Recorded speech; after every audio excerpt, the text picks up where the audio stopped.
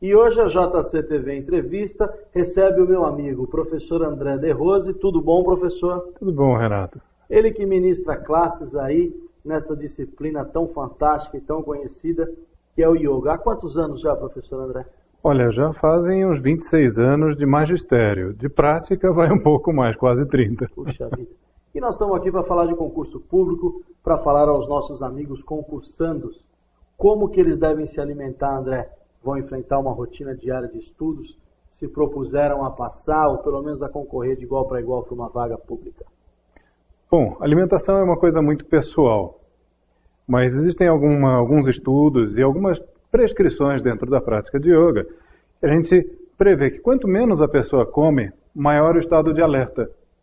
Existe uma prescrição dentro dos textos de yoga que é manter um quarto do estômago vazio, ou seja, terminar com um pouco de fome.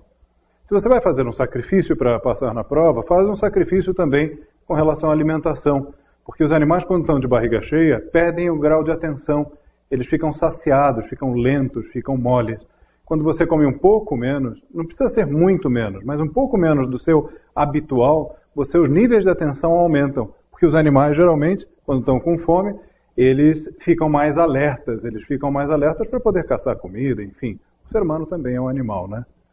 E, André, a gente sabe que quando você fica muito tempo fazendo a mesma coisa, você tem alguns problemas. Por exemplo, quem digita demais acaba ali enrijecendo os tendões. E quem fica muito debruçado sobre livros, olhando para a tela do computador, do notebook, fazendo cálculos? O que o yoga pode fazer para ajudar essas pessoas? Bom, tem uma série de exercícios dentro da prática de yoga, que aliás nem são de yoga, mas foram acoplados à prática de yoga tardiamente, mas que ajudam um monte.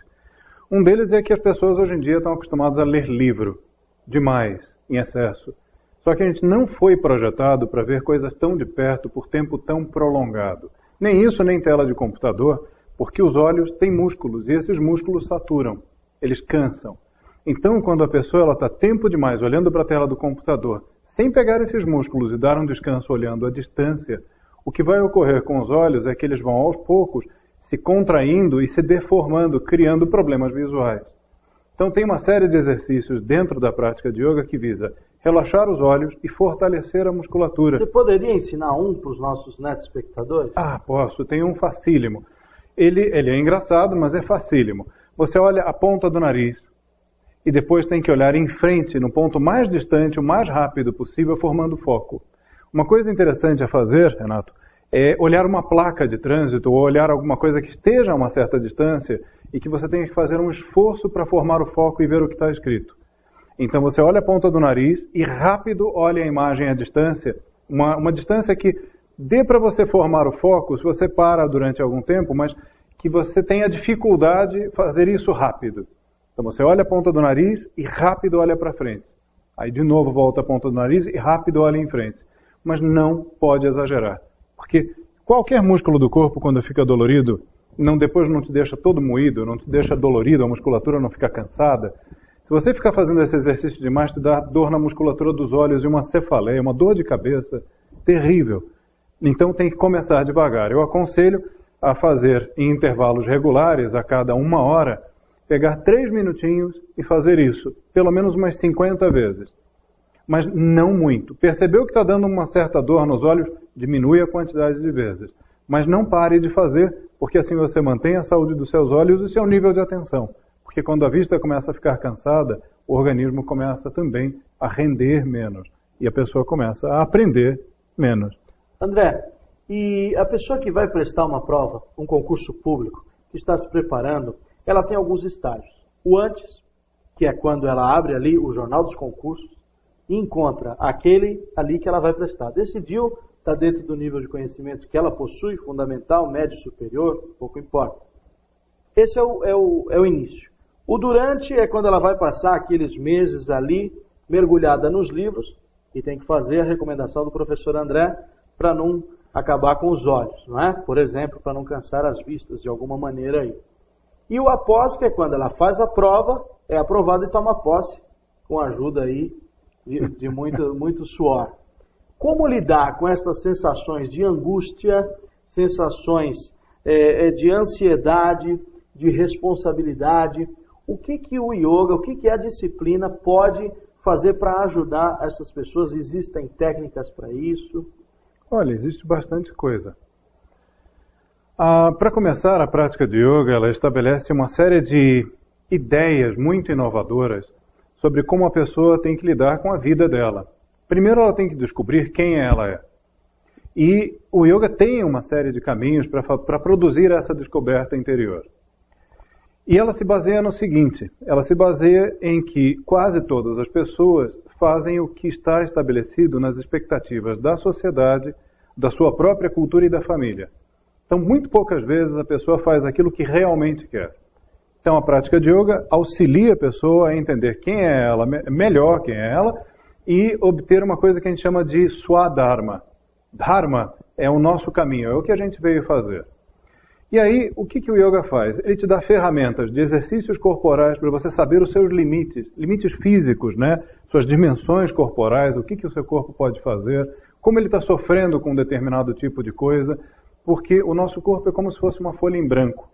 Nós escrevemos a nossa história nos nossos músculos. Então, quando você exercita a musculatura do seu corpo, você, de certa forma, lê, ou melhor, expõe tudo aquilo que foi escrito na sua própria musculatura, no seu próprio corpo.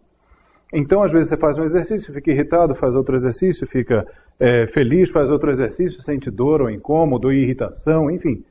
Você fez exercícios que vão produzir determinadas respostas. Essas respostas vão começar a dizer quem você é. Então, o yoga ele tem ferramentas físicas, respiratórias, que também são físicas, exercícios de concentração, exercícios onde a pessoa ela vai aumentar a energia dela, dá recomendações sobre sono, por exemplo. Quem faz prova acha que tem que passar madrugadas acordado. Olha só, a recomendação do professor. E o sono é importantíssimo. Sem o sono, tudo que você vai aprender vai para o lixo. Porque é durante o sono que as memórias elas vão se fixar à sua cabeça, para que você possa posteriormente utilizá-las. Então não adianta passar a noite da prova acordado para imaginar que aquilo tudo está na sua cabeça, porque ou você sabe ou você não sabe. Então se você não sabe, não adianta fazer aquela batida, né, que todo mundo faz da noite anterior, que só vai começar uma prova muito cansado.